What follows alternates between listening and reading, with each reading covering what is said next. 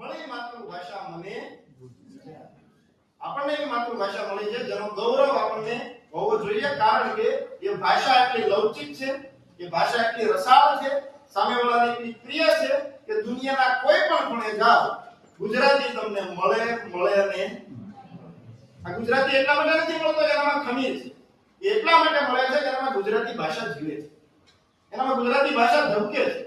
અમેરિકામાં આજે ગુજરાતી બોર્ડ મળે છે તમને, આખરા પીછે ગુજરાતીમાં મળશે એવું લખેલું હોય છે. કેમ લખેલું હોય છે? કારણ કે તે ગુજરાતી હોય છે. જ્યાં જ્યાં હશે ગુજરાતી ત્યાં ત્યાં સદાકાળ ગુજરાત. ખબરદાર એમ કે એટલે જ્યાં જ્યાં ગુજરાતીઓ વસે ત્યાં ગુજરાતીનામાં ઊભું કરવાની તાકાત છે.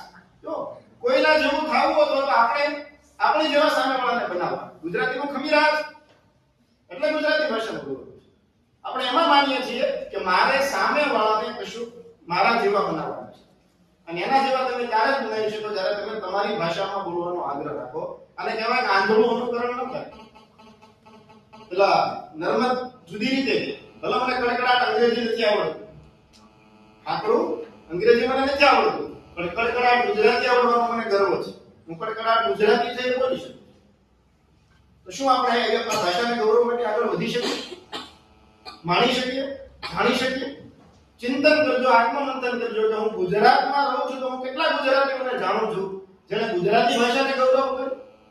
ગુજરાતીના સર્જકો કેટલા મને નામ આવડે. તમને ગુજરાતીમાં લખતા આવડતું હોવું જોઈએ, બોલતા આવડતું હોવું જોઈએ સારી રીતે. નથી આવડતું નથી, પણ આપણે જે બોલીમાં જીવીએ છીએ, અને એમાં તમારી સુરતી બોલી. હું આવ્યો તો તમને મરવા, પણ સારું કર્યું તમે મરી ગયા. અળનો ર ત્યાંની વિશેષતા ક્યાંય અળ છે એ રસ રૂપે ક્યારે આવી જાય ખબર રહેતી નથી. હું તમને આવ્યો તો મરવા, પણ સારું કર્યું તમે જ મરી ગયા, એટલે હું મરવાનો. હકીકતમાં ઇન્વર્ટેડ કોમા છે. શું છે? હું તમને મળવા આવવાનો હતો, પણ સારું થયું તમે મળી ગયા, નહીતર હું તમને મળવાનો. કાં તો જાન જાય છે, કાં તો જાન જાય છે. જાન અને જાન બંને તફાવત છે.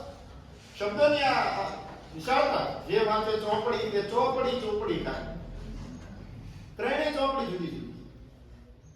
તો માતૃભાષા તરીકે ગુજરાતી આપણને મળી છે તો ગૌરવ બનતા, ખમીર બનતા